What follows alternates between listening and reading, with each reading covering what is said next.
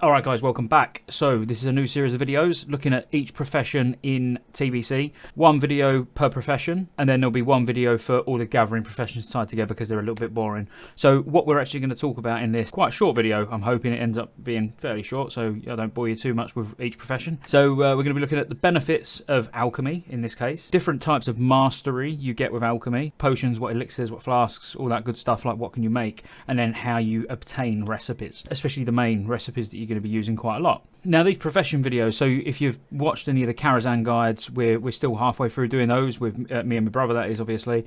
We was going to be doing these profession videos together, but he's quite busy at the moment working on some questing guides, which are obviously going to be on the channel. That'll be something separate that he's going to be doing on his own, but obviously here, so all the TBC content's in one place. But I did say, where at the end of the class discussion video that me and my brother done with the professions, hidden in the video somewhere there's going to be a line from a film, and then you have to say it in the comments, and there's going to be a giveaway at the end of all the profession videos with all the people who answered right, you know, drawn into a hat basically. I'll live stream the giveaway. It's only going to be a month's game time, but you know, still at a random point during this video I'll literally just drop a line in from a film as subtly as possible. If you know what the film is, put it in the comments. So let's think about the benefits of alchemy. Why would you want alchemy?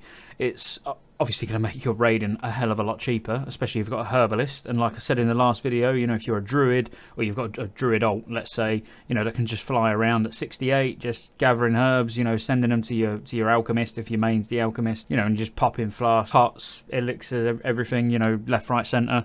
You can make some good gold for it, and yeah, as I say, make your raiding self-sustainable, which is nice. And they do make a difference, you know, elixirs, flasks, I don't need to sit here and tell you they don't make a difference. You know, you only have to look at recount or details, whatever you use. You know, you can tell the difference between like a little weaselly gnome warrior with no consumables, or that big Tauren King Kong consumabled up warrior who's just smashing through stuff.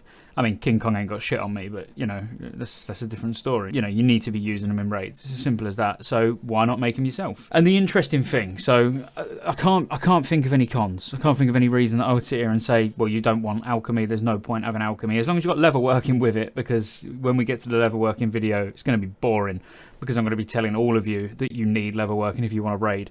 You know, the other professions are for your alts. As far as I'm concerned, your main, your level working. The same way in Classic, as a DPS, you're pretty much expected to be engineering. In top guilds, you know, if you're a tailoring an enchanter, something like that, you know, every guild needs an enchanter, so there will be the odd exception.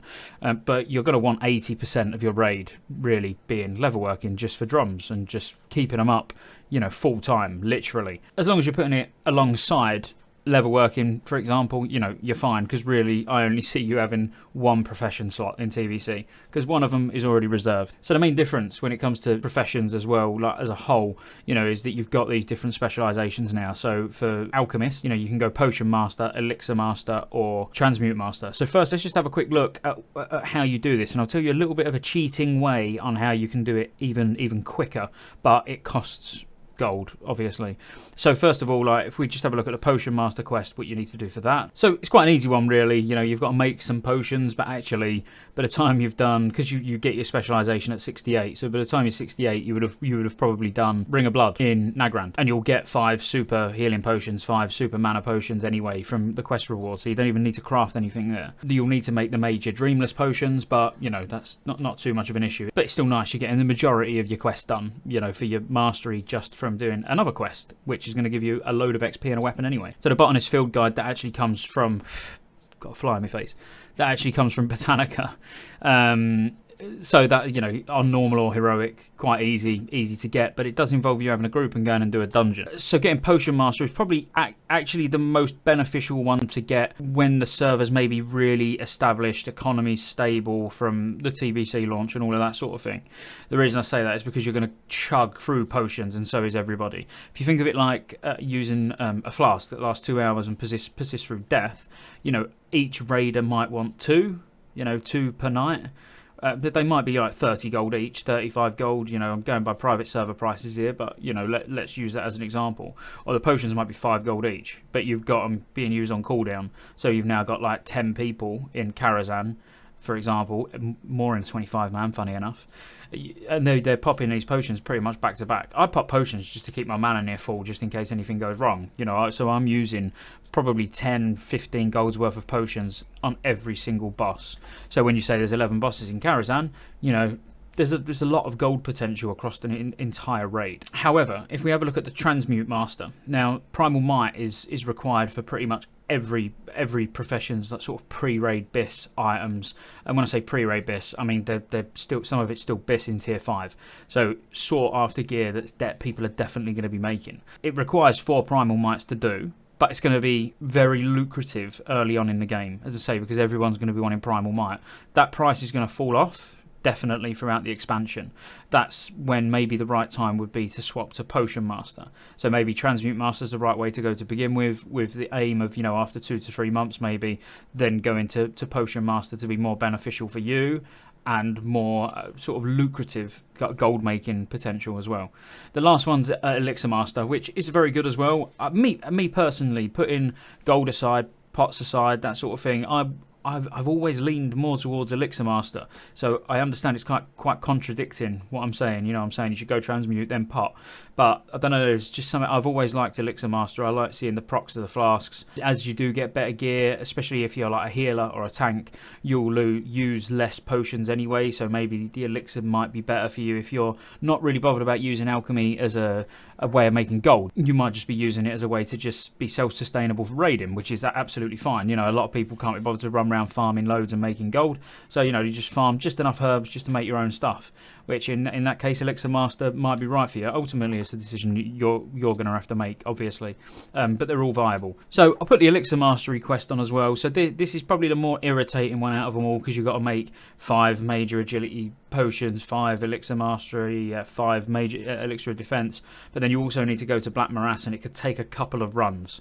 So now you're talking, you've got to do Old Hillsbrad Foothill. You're going to do that anyway, obviously, to be able to get into BM, to get your Karazhan achievement. But still, if you're wanting to get your mastery done quick, and you maybe it's just an alt, it's a 68 druid that's herb and alchemy. You're not even really going to get in a Black Morass group. So the way around this, which I sort of alluded to at the start, so it's quite an expensive way of doing it. But if you go Transmute Master first, all you got to do is hand in 4 Primal Mights, which you can just buy off the auction house or have someone make for you. Then you can go to the Elixir Master to respec to Elixir, which will cost 150 gold. So you can for 150 gold, you can swap between the masteries. Now I understand that that's about 550 gold in total. If we was to say that the primals are about 100 gold each, let's say, they're probably going to be more expensive than that, don't get me wrong, but let's say there was 100 gold each. Now you're looking at 550 gold just to get your mastery. But I just want to put it out there as an option, because it's something that you might not have thought of.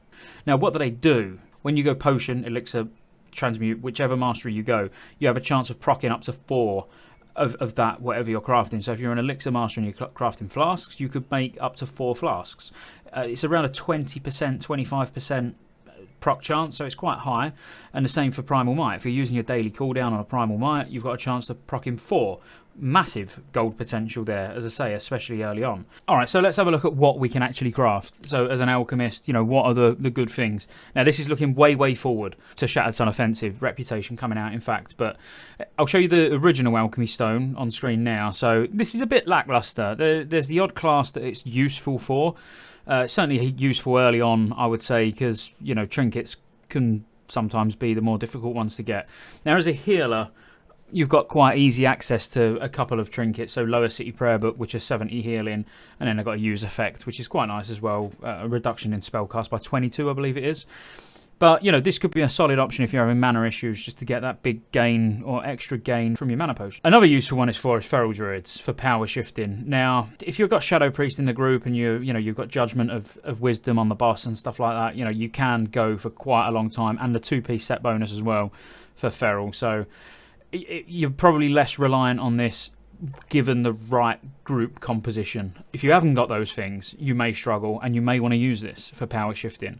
I certainly would if there wasn't a paladin or a shadow priest in the group. You're going to need it, and it's just going to actually make your consumables a lot less expensive, because you might not need to go through as many mana potions in a fight anyway.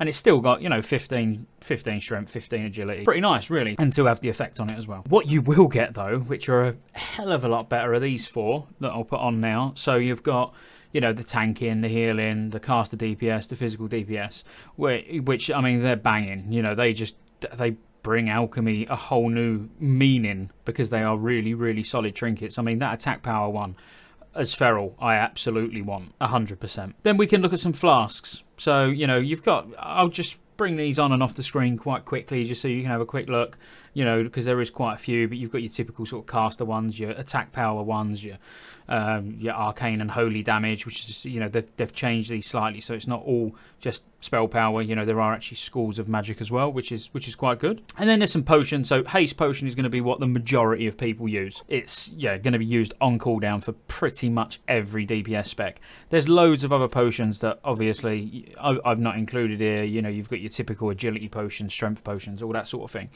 But I focus really on you'll be using a flask, and then haste potions or super mana potions or fell mana potions, whatever. The other one's worth mentioning as a healer.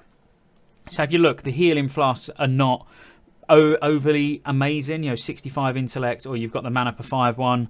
If you're not struggling for mana, you're not really going to need the mana per 5 or the intellect, to be fair. So a better option is probably to use the healing power with a Drainic wisdom at the same time. Then you can use some fish sticks consumables as well. So you're going to be getting nearly 100 plus healing, plus some spirit, plus some intellect. It's a good combination. Probably works out more expensive, because if you're wiping or you're progressing a lot, or whatever you're doing, if you're having to re-pop these death after death, you might be wiping 4 or 5 times per boss while you're getting to know them all, or whatever, so it can be more pricey than using a flask. But the reason flasks are not overly pricey anymore is because Black Lotus is a thing of the past. You've got a chance at getting the crafting material from other plants, so it's not like you're just looking for that one specific thing to be able to make the flasks. They'll still probably start off reasonably expensive, but after the economy stabilizes a little bit after a couple of months, then you're just going to get them at a steady price, which my guess would be somewhere between 30 and 40 gold each, which is pretty decent. You wouldn't complain at that. And then if we just look at how you actually get these recipes, so there's two ways. I don't know why I'm saying two, but showing you one finger. So there's 2 ways that you can get recipes. So the first way is obviously through reputations. So I'll just show you on screen now just a bit of footage of flicking through the different factions in Atlas Loot. So you can get like the main flasks, or a few of the main flasks from Exalted with certain reputations. Now getting Exalted with reputations is going to be a fair grind, to be fair, especially if you want to get all of these. But then the second way you're going to get, and obviously there's boss drops, and specific mob drops that you can go and target in the world that drop certain potions. But again, I didn't want to just go into everything. I wanted to give you an overview of the profession, not like detailed every single recipe you can get from every single location. Do you know what I mean? But factions, you're going to get the big flasks and some other, like your transmutes and stuff like that. And then discoveries is what you haven't got in classic. So when you're crafting a potion, you've got a chance of discovering a new recipe, or if you're transmuting, you've got a chance of learning a new transmute recipe. Now that's pretty good, because you can start getting flask recipes quite early as well. Some of the flasks are from discoveries. The ones that you can't see obviously from the factions are from discoveries. So it's another way of obtaining these things. But ultimately you're going to need to get Exalted with the factions. You're going to need to craft lots to get all your discovered recipes. Go out and do some farming to get all of them, because you're going to want everything. I mean, if you're a completionist, you're definitely going to want to get all your recipes from your alchemist. And then I'll just put on screen, so you've still got your transmutes. The good thing as well now is you can transmute for jewel crafters. So Skyfire Diamond and Earthstorm Diamond, these are needed for the meta gem. So you're going to be asked to transmute these by your jewel crafter. Can proc, so you could proc 4, which would be nice. Meta gems are going to be quite expensive to begin with as well, and they'll probably hold quite a good price all the way throughout the expansion, I would imagine, because they're always going to be needed. So one thing worth noting is when you see things like Nature Protection Potion, but the TBC version, it looks quite expensive. It takes a primal life, which primals are going to be expensive, but you'll see that it's got like, it needs 5 crystal vials, so that means you're going to get 5 potions. I know that may seem obvious, but I just wanted to put it out there. So then when you break it down, you know, that primal life, it's not a 1 primal life now, it's actually 2 motes of life per potion, which is not too bad at all. Anywhere you see where it takes multiple vials, that's because you're going to get multiple come back, and then obviously you can get the procs equally for that. So if you're a potion master, you can still get, you know, a ×4 proc, which is pretty nice. You know, a ×4 proc on a stack of 5 potions. Pretty nice. So all in all, just closing thoughts. So I don't want this video being too long. Alchemist, definitely. You're going to want one. Me personally, I'm sort of I'm on the fence at the moment. So my main will be leatherworking, obviously. Currently torn between whether it's going to be leatherworking engineering or leatherworking alchemy. But it's going to be one or the other. I'm probably going to go leatherworking alchemy and go Potion Master or Elixir Master. I'm not even going to bother with a Transmute Master to begin with, because I'm not interested in making that gold. I just want to make my raiding self-sustainable. That's it.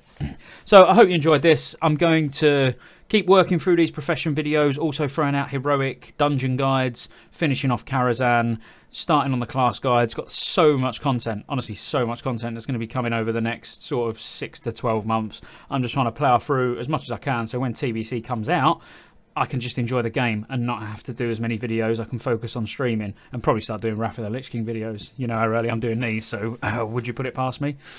So thanks for the support on the channel. Make sure you like, subscribe, check me out over on Twitch, ScottyJ87, streaming every night. Check out the giveaway as well. So when we hit 5k, going to be giving away 6 months game time.